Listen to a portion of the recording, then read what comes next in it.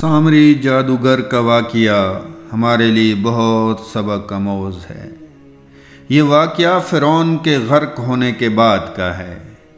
سامری جادوگر کا اصل نام موسیٰ بن ظفر سامری تھا، جو کچھ روایات کے مطابق مسلمان ہو چکا تھا، لیکن دل میں نفاق موجود تھا۔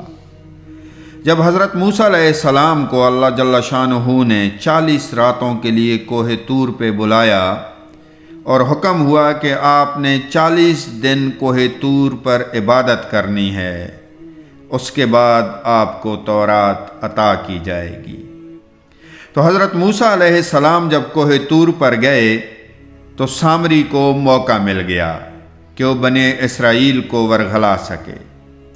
اب اس نے ایک کام کیا کہ جب فرعون غرق ہوا تھا تو اس کا سونا چاندی جتنے بھی زیورات رہ گئے تھے ان کو سامری نے اکٹھا کیا اور ان سے ایک بچھڑا بنایا۔ اس سونے اور چاندی کو پگھلانے کے بعد ایک بچھڑا تیار کیا، اور بعض روایات میں آتا ہے کہ حضرت جبرائیل امین کے گھوڑے کے پاؤں کے نیچے سے جو مٹی اٹھائی تھی اس مٹی کی آمیزش کی، اور کچھ روایات میں ایک اس مٹی کو اس بچھڑے کے منہ میں ڈالا تو اس بچھڑے سے آواز آنے لگی۔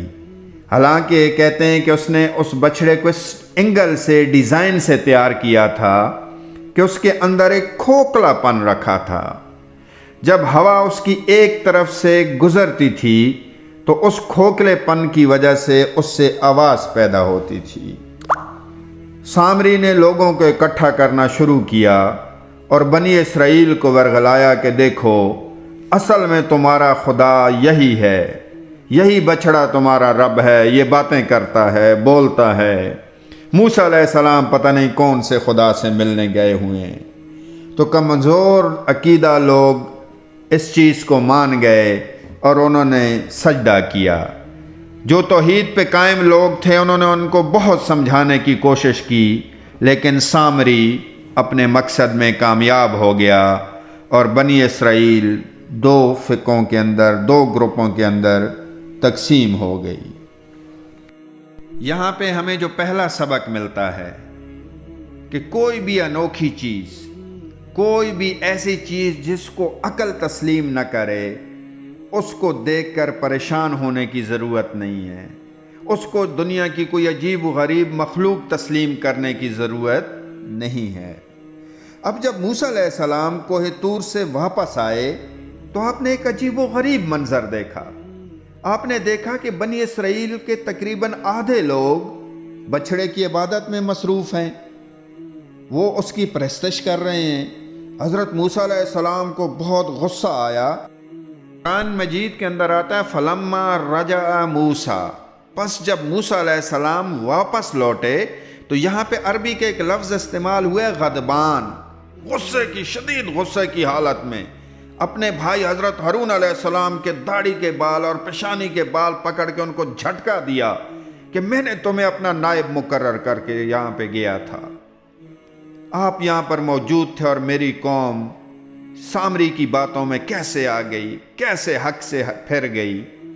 تو حضرت ہارون علیہ السلام نے کہا کہ میں نے اپنی طرف سے بہت کوشش کی ان کو روکنے کی، لیکن کوئی سخت قدم اس لیے نہیں اٹھایا کہ آپ غصہ ہوں گے کہ میری قوم کو گروپوں میں، فرقوں میں تقسیم کر دیا ہے۔ اب موسیٰ علیہ السلام اللہ کی طرف متوجہ ہوئے، یا رب العزت، اب اپنی قوم کے ساتھ کیا کروں؟ تو یہاں پہ مختصر اس بات کو کروں گا کہ حضرت موسیٰ علیہ السلام کو حکم ہوا کہ جو توحید سے پھر گئے تھے، جنہوں نے بچھڑے کی پرستش کی ہے، ان کو قتل کر دیا جائے۔ حضرت موسیٰ علیہ السلام کو جب اس چیز کا احساس ہوا کہ وہ غلط کر رہے ہیں تو انہوں نے توبہ کی۔ اللہ جل شانہ نے ان کی توبہ قبول فرمائی اور انہوں نے رضاکارانہ طور پہ اپنے آپ کو اس قربانی کے لیے پیش کیا۔ تو روایات میں آتا ہے کہ 12 قبیلوں کے تقریباً 70,000 لوگوں کو جو کہ پرستش میں لگ گئے تھے قتل کر دیا گیا، اور قتل ان لوگوں نے کیا جو توحید پر قائم تھے۔ یہاں پہ سبق نمبر 2، دین اسلام کے اندر جو مرتد ہے، جو مرتد ہے یعنی مسلمان ہونے کے بعد وہ پھر جاتا ہے اور وہ مرتد ہو جاتا ہے، تو اس کے لیے جو سزا کی حد ہے یعنی پھانسی یا قتل یا سزائے موت، وہ یہاں سے اخذ کی گئی۔ جب ان تمام لوگوں کو قتل کر دیا گیا تو اب سامری کو پکڑا گیا۔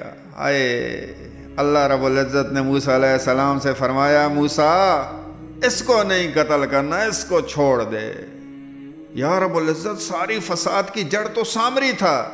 فرمایا سامری تھا لیکن بدبخت بہت بلا کا سخی ہے، بہت سخاوت کرتا ہے، اس کو میں خود ماروں گا۔ تو روایات میں آتا ہے کہ بعد میں سامری جادوگر بخار کی وجہ سے مر گیا۔